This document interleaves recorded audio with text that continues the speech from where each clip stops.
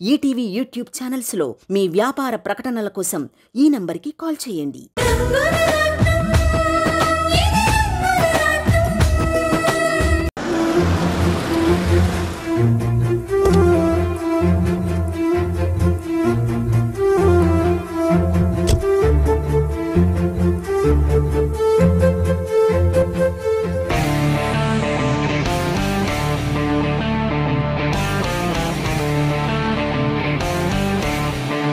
Good morning madam. Good morning.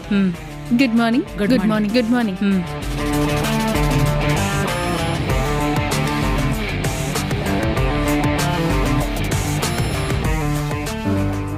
Hi. Hello madam. Hi. Hi madam. Hello.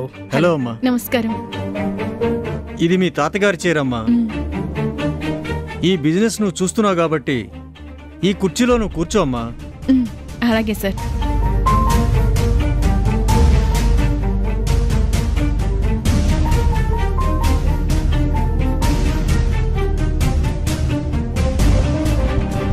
ఈ సిటీలో number 1 business man Shankar Prasad గారు. ఆ group నుంచి మేము వచ్చేసాము. ఇక మీటింగ్ స్టార్ట్ చేయండి. ఇంకో ముఖ్యమైన వ్యక్తి రావాలి మేడం. ఆయన కూడా వస్తే మొదలు పెడదాం. అంత ముఖ్యమైన వ్యక్తా? ఎవరు? సూర్యం గారు.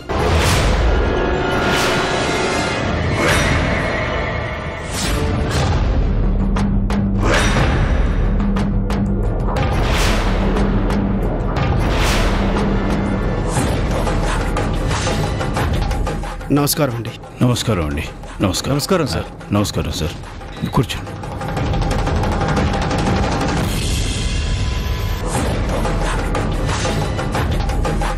ఏం మనవరాలా, బాగున్నావా? ప్రెసిడెంట్ గారు, పలకరింపులు అయిపోతే వచ్చిన పని మొదలు పెడతాం. సార్ చెప్పిందిగా, మొదలు పెట్టండి. ఏమీ లేదండి, బిజినెస్లో పోటీ ఉంటేనే నెంబర్ 1గా ఉంటాము. కానీ ఒక్కోసారి పోటీలు శృతి మించుతున్నాయి. మనలో మనకే గొడవలు వస్తున్నాయి. అందుకే సార్ ఈరోజు మనం అందరం కలిసి ఒక మంచి నిర్ణయం తీసుకోవాలని ఈ మీటింగ్ పెట్టాను. ఏంటది? అదే మేడం, ఇక్కడ ఎవరు ఏ ప్రోడక్ట్ లాంచ్ చేసినా దానికి ఒక రేటు ఫిక్స్ చేస్తాం. మిగిలిన వాళ్ళు అదే రేట్లో అమ్మాలి. అది చెప్పడానికి మీరెవరండి? మా ప్రాజెక్టుని మాకు నచ్చిన ప్రైస్కి ఇస్తాం. మీరు 500కి అమ్మితే మేము 400కి అమ్ముతాం. మా బిజినెస్ మేము చూసుకుంటాం. మేడం, అలా చేస్తే ముందక్కడ ల్యాండ్ కొని వెంచర్ వేసిన కంపెనీలు ఏం కావాలి? ఆ కంపెనీలో పనిచేసే వ్యక్తులు ఏ దిక్కు లేక రోడ్డు మీద పడతారు. ఎవరో లాస్ అవుతారు కదా అని మేము మా లాభాలని వదులుకోం కదా. మా మార్కెట్ పరిధి పెంచుకుంటాం. దాన్ని ఆపే హక్కు ఎవ్వరికీ లేదు. చాలా తప్పుగా మాట్లాడుతున్నావమ్మా. ఇలా ఎవరికి వాళ్ళు నిర్ణయం తీసుకోకూడదనే ఒక యూనియన్ని పెట్టుకున్నాం. కంపెనీ ఒక కొత్త ప్రాజెక్ట్ స్టార్ట్ చేయడానికి ఎంతో శ్రమ పడుతుంది. అది ఆ ఏరియాని ప్రపంచానికి చూపిస్తుంది. అదే మార్కెట్లో పెడుతుంది.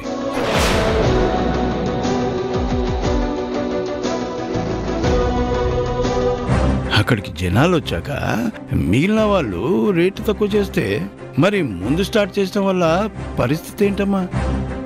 అందుకే అందరు కలిసి ఏ రేట్ అయితే ఫిక్స్ చేస్తారో అదే రేటుకి అమ్మాలి. మీరు తగ్గించారని ఇంకొకరు ఇంకా తగ్గిస్తారు. అది జనాలకు మంచి చేయడం కోసం కాదమ్మా.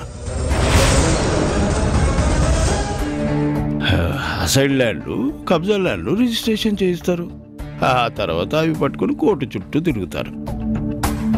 ఇప్పుడు కస్టమర్స్ రేట్ ఎక్కడ తక్కువ ఉంటుందో అక్కడ కొంటారు. దీనివల్ల కస్టమర్స్ని అటు బిజినెస్ని సర్వనాశనం చేస్తున్నారు. అది మా ఇష్టం చెప్పడానికి మీరెవరు? ఇక్కడ మీ ఇష్టం ఉండడానికి వీల్లేదమ్మా. అందరూ కలిసికట్టుగా ఉండాలి. వేసే వెంచర్ కరెక్ట్గా ఉండాలి.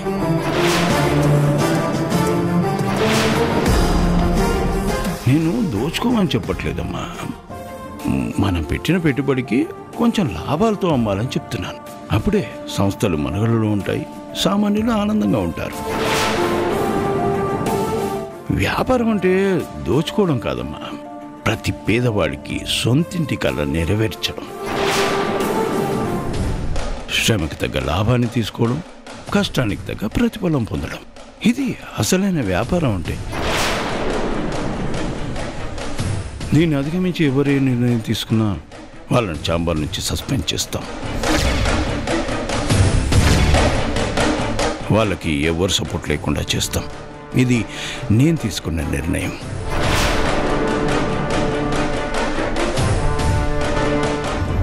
నీ నిర్ణయాన్ని మేము అంగీకరించాం. మా కంపెనీ ఎంతో ఎస్టాబ్లిష్ అయింది. మీరు ఎవరూ మమ్మల్ని బెదిరించలేరు. మేము చెప్పింది మీరు వినాలి, అంతేకాని మీరు చెప్పింది మేము వినాం. సూర్యం గారు తీసుకున్న నిర్ణయానికి నేను సపోర్ట్ చేస్తున్నాను. మేము సపోర్ట్ చేస్తున్నాం.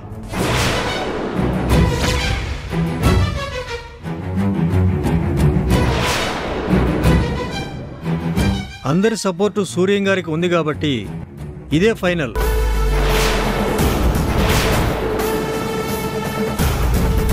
ఛాంబర్ నిర్ణయాలను అతిక్రమిస్తే అన్ని యూనియన్లకి లెటర్స్ పంపిస్తాం.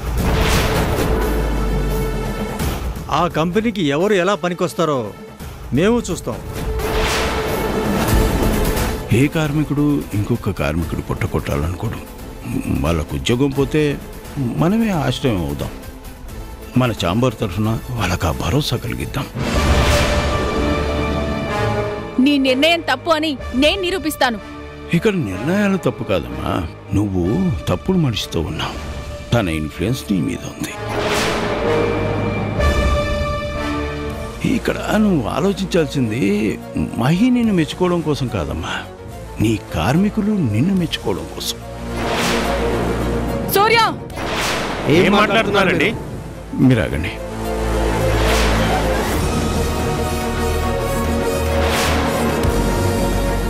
అమ్మా, మీరు మర్యాదగా సూర్యం గారని పిలవాలి. మంచిగుండే బలం ఇది. మేం మంచిగానే ఉంటాం కాబట్టి అందరూ మా వైపు మంచిగానే ఉంటారు. వీలైతే ఆ చిన్నపిల్లకి అర్థమయ్యేలా చెప్పు, అంతేగాని చెడగొట్టే మాటలు మాట్లాడకు. నా స్నేహితుడి కుటుంబానికి ఎవరు అన్యాయం చేయాలని చూసినా నేను ఊరుకోను.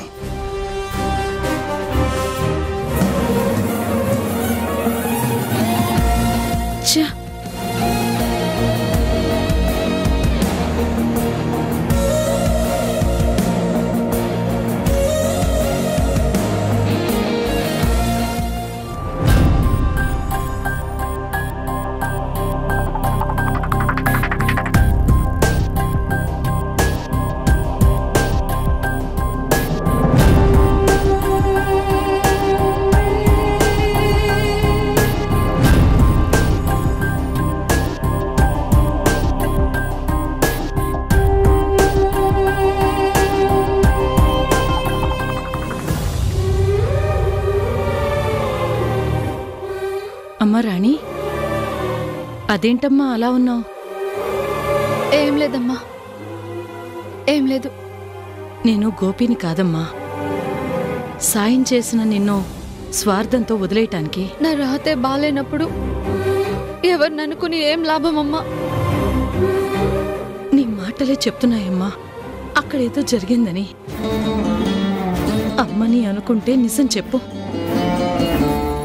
నీకేమీ కాని రత్తమ్మని అనుకుంటే వదిలేయమ్మా, వదిలే. అమ్మా,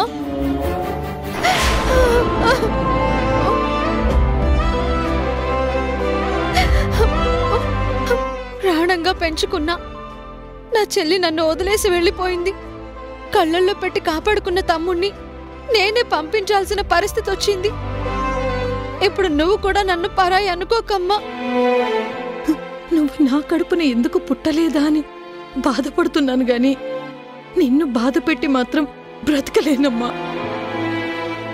నువ్వు బాధపడితే నేను చూడలేను. ఏం జరిగిందో చెప్పమ్మా. నేను ప్రశాంతంగా ఉండటం ఆ సుష్మా భరించలేకపోతుందమ్మా. అందుకే నన్ను దొంగలా నిరూపించాలనుకుంది.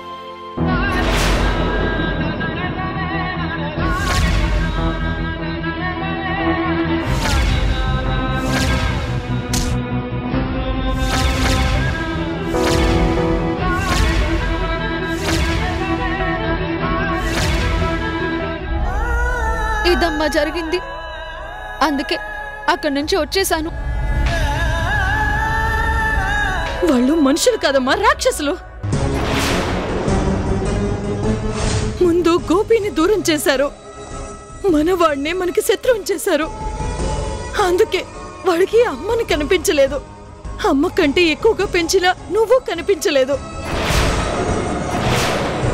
అయినా వాళ్ళ కడుపు మంట చల్లారలేదు. ఈరోజు నీ మీద ఇంత నింద వేసింది. దాన్ని చేత్తో కాదు, చెప్పుతో కొట్టాల్సింది. వదిలేయమ్మా. వాళ్ళు మనల్ని కాదనుకున్నా మన వాళ్ళు కాకుండా పోతారా? మనం బాధపడినా గోపి బాగుంటే చాలు.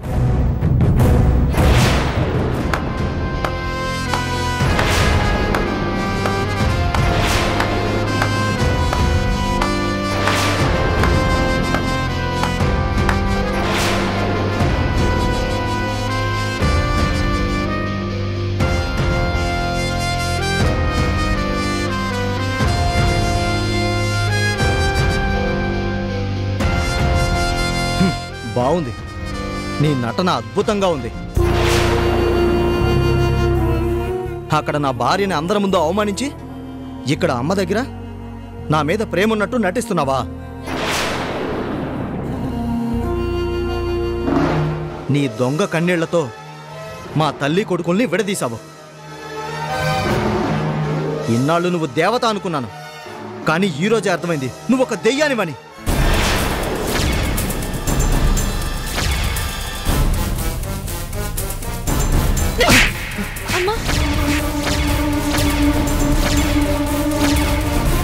అమ్మా,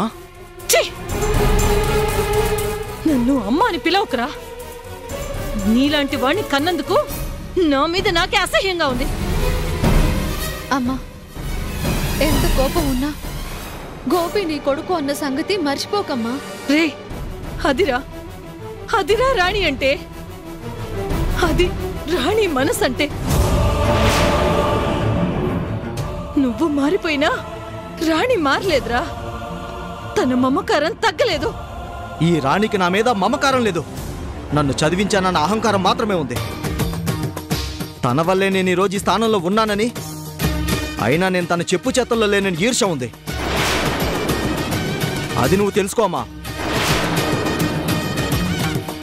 అందుకే నిన్ను నాకు దూరం చేసింది. నా భార్య కాబట్టి సుష్మని అందరి ముందు కొట్టి అవమానించింది. ఒక వంట మనిషి నా భార్యని కొట్టింది అంటే అది తనకి ఎంత అవమానం, నా కుటుంబానికి ఎంత పరువు తక్కువ. ఇదంతా రాణి కావాలనే చేస్తుంది.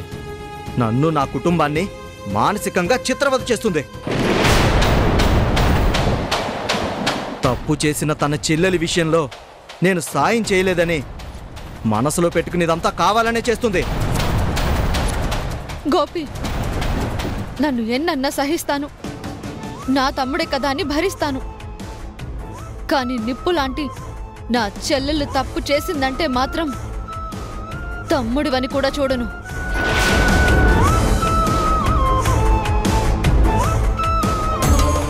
నీ చెల్లెలు, నీ మనుషులు అంటూ నన్ను ఎప్పుడో పరాయివాణ్ణి చేశావు. నన్ను నువ్వు కాదనుకున్నావు కాబట్టే నిన్ను నేను వదిలేశాను. కానీ నువ్వు నా కుటుంబం జోలికొస్తే మాత్రం అక్కవని కూడా ఆలోచించను. ఏంట్రా నా కూతుర్ని బెదిరిస్తున్నావు? నువ్విలాంటి కాలనాగువని తెలియక నీకు పాలు పోసి పెంచిందిరా రాణి. నువ్వు రాణికి చెప్పడం కాదురా, నేను నీకు చెప్తున్నాను.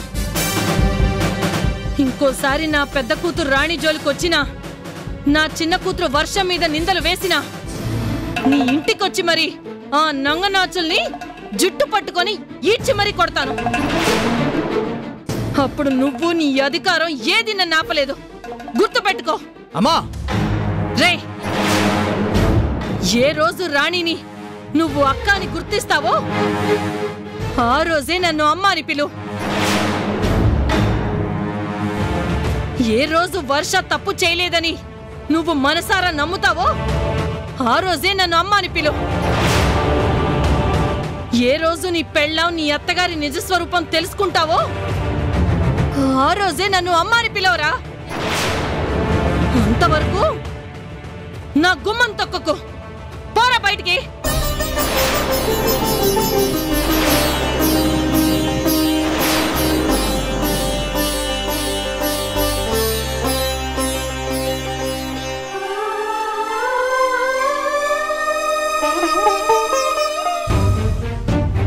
ఏమ్మా, మీటింగ్ ఎలా జరిగింది?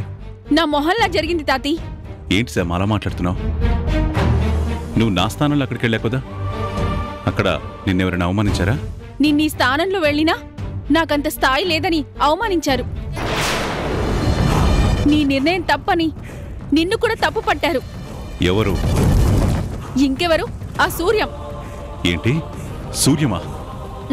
అవును, ఆ సూర్యమే.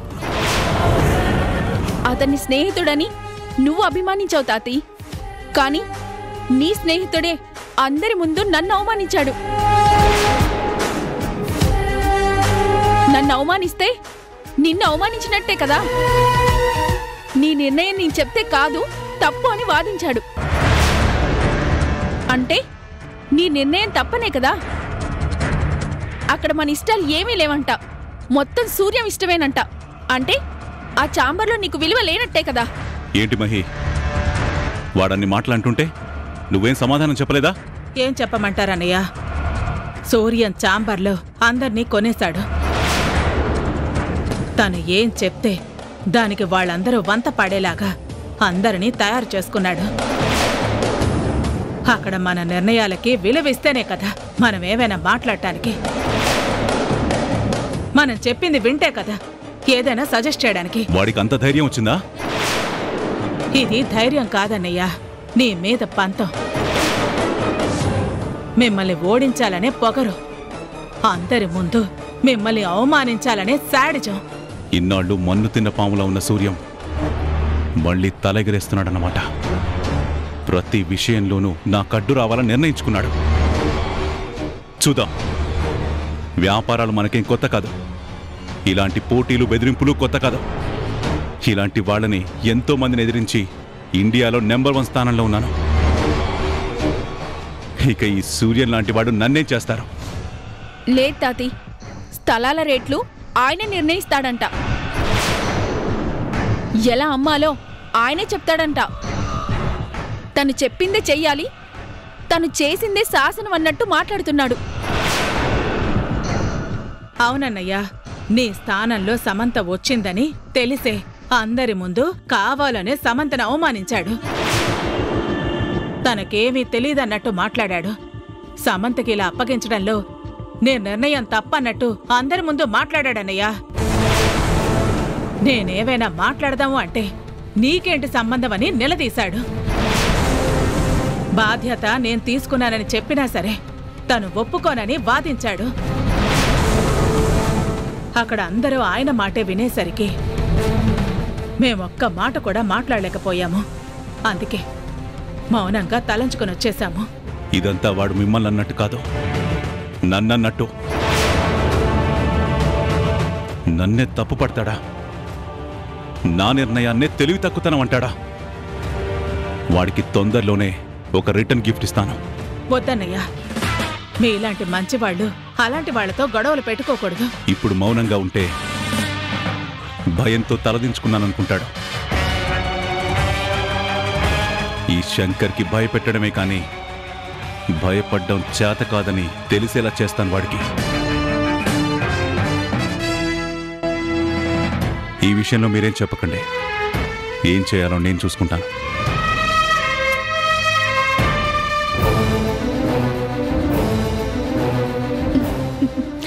గ్రానీ,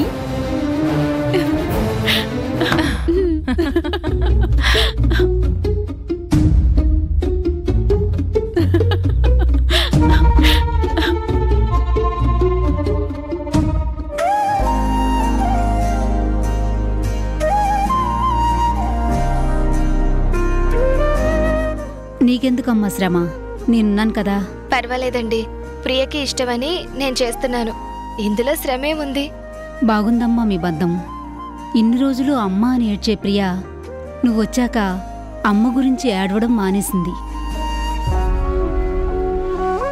నువ్వు కూడా ప్రియాని కంటికి రెప్పలాగే చూసుకుంటున్నావు.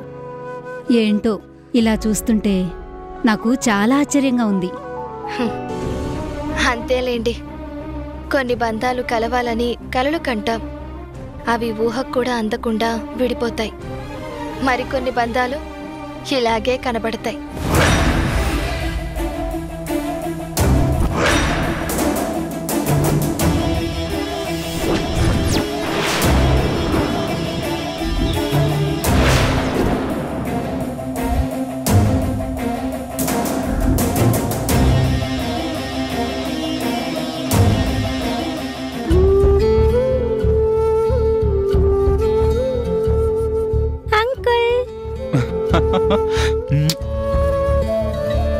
ఎలా ఉన్నావమ్మా?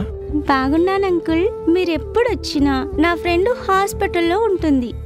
ఇప్పటి వరకు చూడలేదు కదా, ఈరోజు మిమ్మల్ని నేను కలుపుతాను. వెళ్ళాడుకో.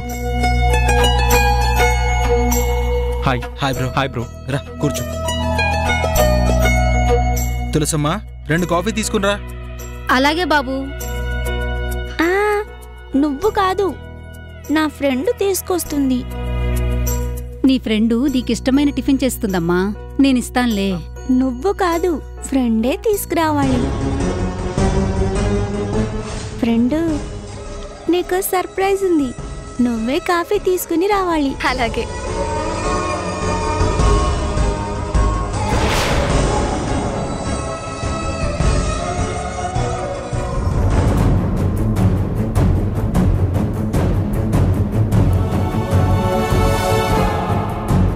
తులసమ్మ, అది చూస్తూ ఉండు. అలాగే అమ్మా.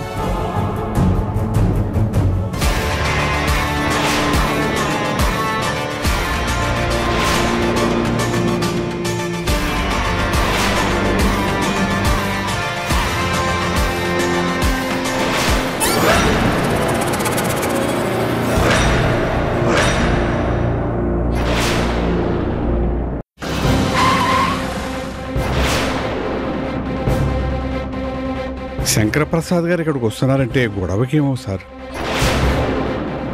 అలా ఎందుకు అనుకుంటారు చలపతి గారు? నన్ను చూడాలనిపించిందేమో. నువ్వు ఇక్కడికి రావడం నాకు చాలా ఆనందంగా ఉందిరా. నీ దగ్గరికి రావడం మాత్రం నాకు చాలా చిరాగ్గా ఉంది.